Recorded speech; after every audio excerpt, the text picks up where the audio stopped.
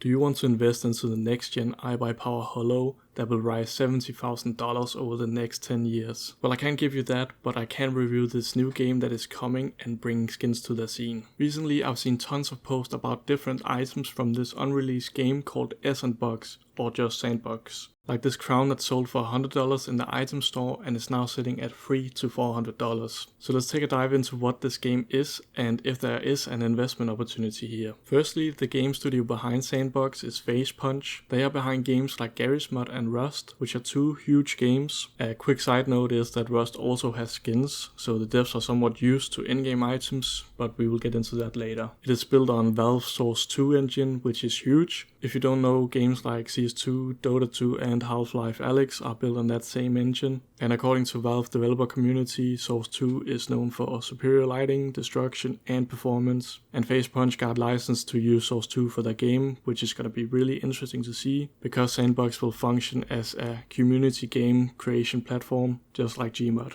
So game makers will be able to make their own games like Dark RP, which is basically the OG GTA role-playing system, but I'm also sure that we will see innovative games from the community.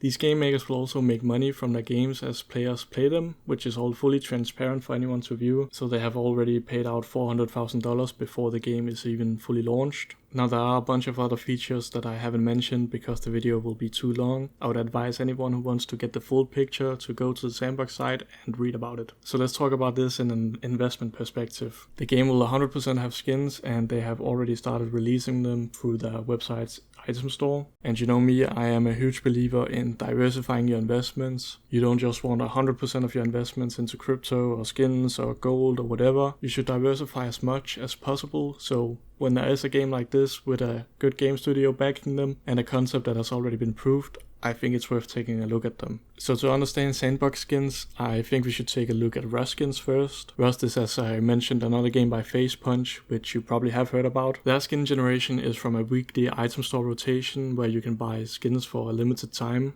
Other than this, they also have loot boxes, but these are generally terrible to open. They have had some iconic skins like the Big Grin mask, which has gone up for almost 10 years. But in general, Rust skins aren't something investors look a lot at.